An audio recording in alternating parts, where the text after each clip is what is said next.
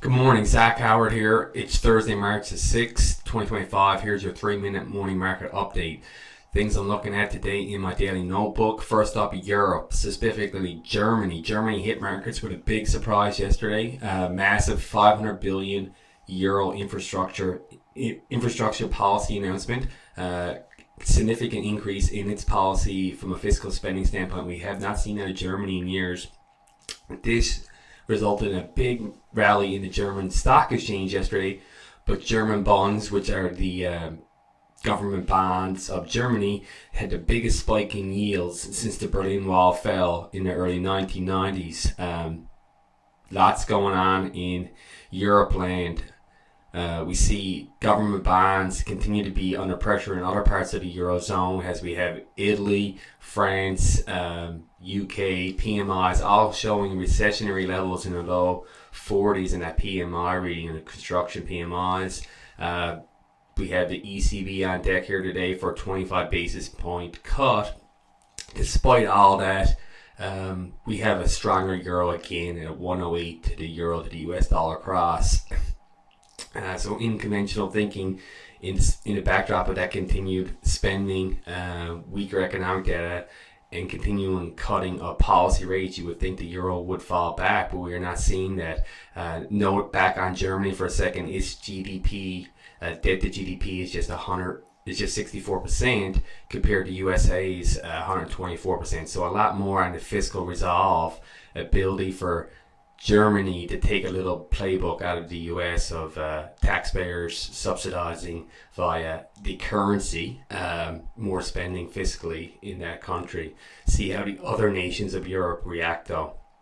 Next up in my notebook, volatility, the most important item I look at daily and how it relates to markets. And as Benoit Mandelbrot, the grandfather of volatility, has educated us on, volatility clusters, and we are seeing it as it continues to build momentum in the VIX. The volatility reading on the S&P 500, higher lows and higher highs continue to be choppy sessions in US equity markets.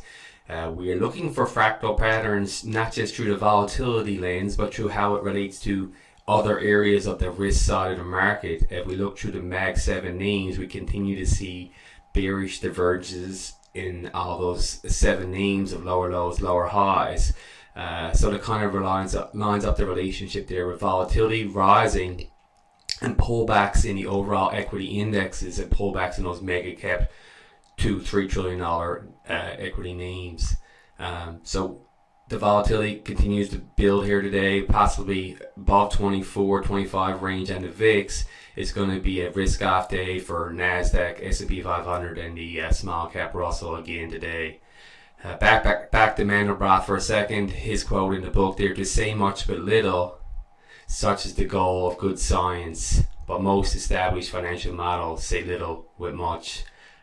So study volatility, how it's lining up with other signals in the market, such as US yields falling, oil falling, risk-off trades not really rallying for any extent of time.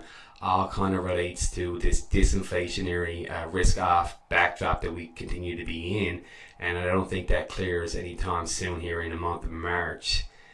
It's not about the next Trump headline, the next Trudeau headline, or any politician. It's about math. Politicians don't do math, they do magic. So do math, study volatility, study the fractal patterns, and see where the market is taking us. Have a great day out there, and we'll see you tomorrow.